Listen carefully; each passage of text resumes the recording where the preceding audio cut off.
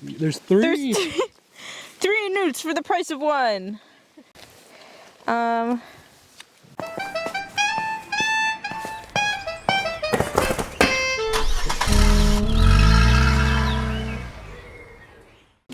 everybody, I'm Shelby and I'll be your guide today. We're going herping. Now you might be like, what's herping? I don't know either. Well, what really is we're looking for amphibians and reptiles and really just kind of critters within those families. So likely today we'll probably be able to see some newts and maybe some other creatures. So what we're gonna do today is we're gonna do a loop. So we're gonna go from here, which is where we are, up and around, stop at this place. This is a reservoir pond, so probably gonna see some newts breeding in there. The males like to get there early to be like, yo, this is my turf and stuff. So we'll probably see a lot of males there. And then we'll take a trail down here. There's a couple of different rivers that pass there, so we're probably just gonna stop and check all the little streams. Yeah. So yeah, that'll be it. Yay! All right, here we go. Cool. The team, dream team. It's the team. I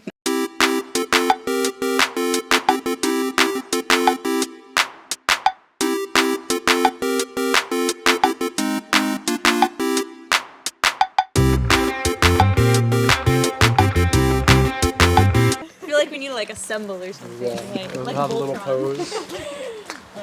So when we're doing this, a good strategy right now, since we're just getting into the site, is to look at the ground, because it's super obvious to see the newts when they cross the road, which is nice. And then we'll probably flip stuff a little bit later, which will be great.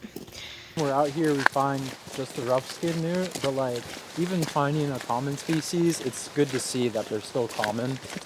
You know? So true. They stayed up to their name. Yeah, they stand up to their names. My project, so I'm taking herpetology, which is a study it's an online class at OSU, and right now my project is actually looking at rough-skinned newts and trying to determine sexual dimorphic features. Okay. Which will be cool.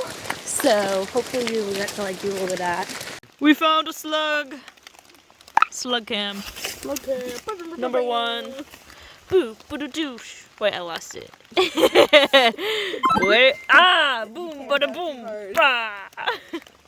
Look, he's got a cool little dot in the middle of his back. I don't know. Is that how all banana slugs look? I don't think patterns are always different.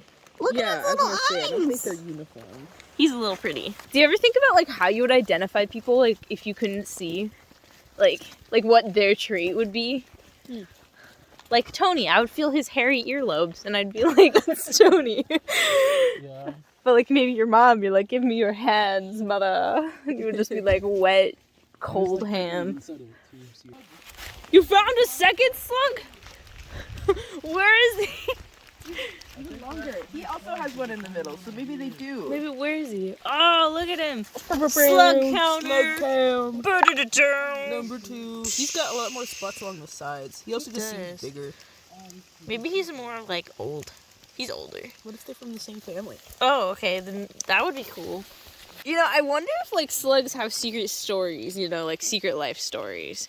They have to. I gotta know what it's like to look from your eyes that are all the way out here. Oh my gosh, that must be so disorienting, but I guess if you don't know, you don't know. Yeah.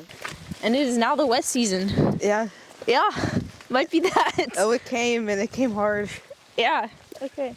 We're hooding up, boys. Look at that. Oh, it's so pretty.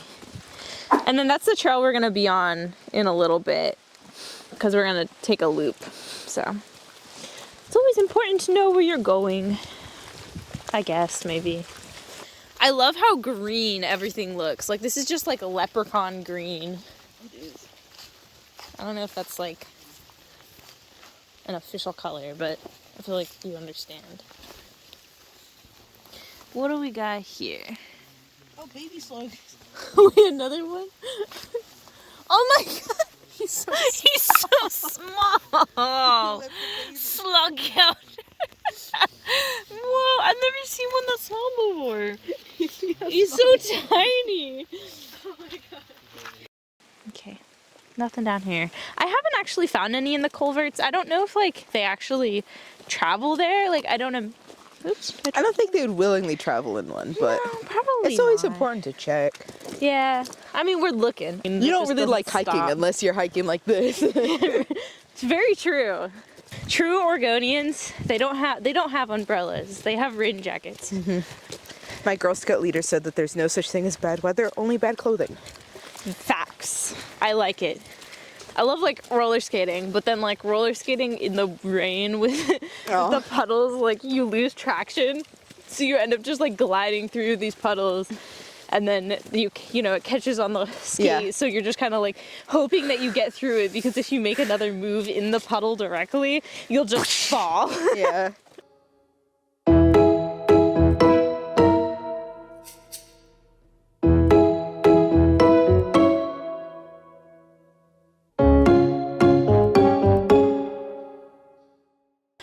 Oh yeah, this looks cool. Oh my gosh, yay! Where? Where is it? Pick him up. Careful. Yeah. That one looks like a male. How can you tell? Here, you wanna hold this for a second? Yeah, hold on. Okay. I can hold I'm gonna get my hands wet. Here, buddy. So I've kind of been looking at them for several like weeks now, so I've kind of learned to tell. But part of it's the dark color, and they're larger than the females. So this guy's like 8 inches. And the tail, so one of the sexual dimorphic like features I'm looking at is the tail, because as you can see, they have these nice paddles. Yeah. You see it's very flat and streamlined. The females don't necessarily have that. And I don't know, but my hypothesis, it has something to do with like the actual breeding rates and territory in the water. So, you know, if this guy can get to more like better places, then he might get more mates, which might be cool. And the other thing that you can't really see is like the vents, and that's going to be the best way to identify them. So the vents of the male are going to be kind of like more enlarged than the female. Okay. If he crawls a certain way, you might be able to see it, but Is it like on the sides of their necks, or is it below? It's like right here where the tail kind of meets. Oh, Yeah, okay. you see how it's like kind of a big bump there. And again, it's hard to like. We'll find some females, and I think you'll be able to see. Yeah. But these guys are really cool.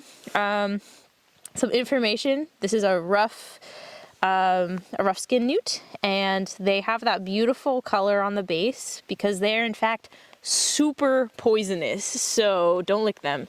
Yeah, they don't really have a whole lot of natural predators because they're so toxic, and they kind of signal to predators by like showing their underbelly, like bright colors. bright typically. colors.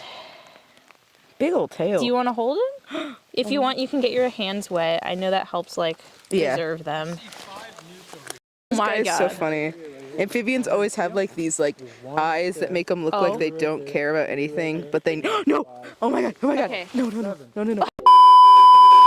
right there. There's 2 right there. 3, 4, 5, 6, 7.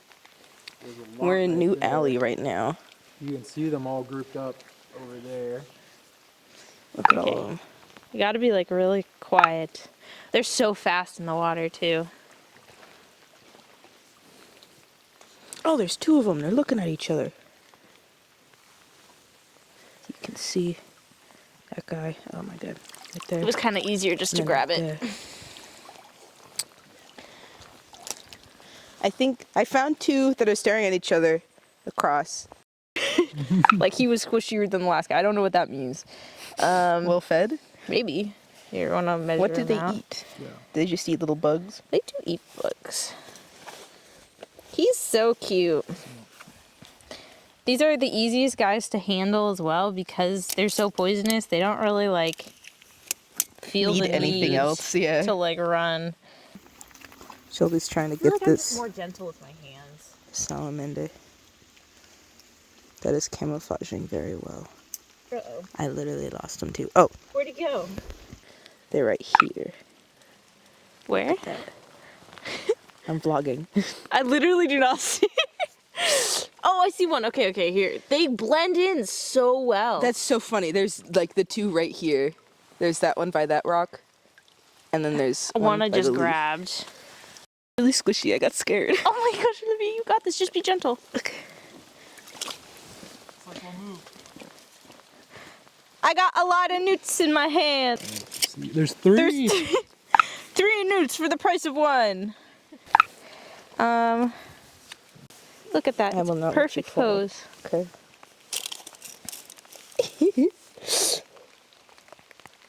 About 6 to 7. Okay, I love you. You're beautiful. I'm gonna put you back now. Okay, buddy? Bye.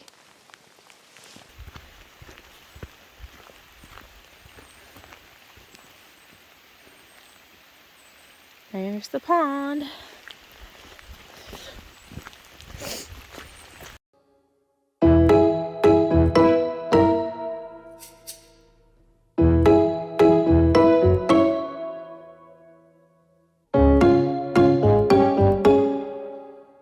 It kind of started over COVID. Like, I don't remember being like an entirely outdoorsy person, but once COVID hit, I started going hiking for a PE class that I had.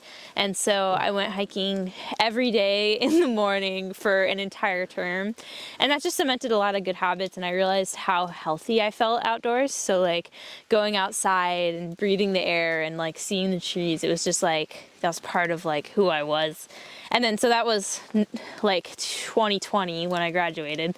Then I came to OSU, found my major, and I was like, yeah, this seems right. And so it's kind of just expanded from there. Like, I got involved in rock climbing, which has been like my main passion. I mean, I think my experience really just comes down to like, I'm just passionate about everything I see out here, you know? Yeah.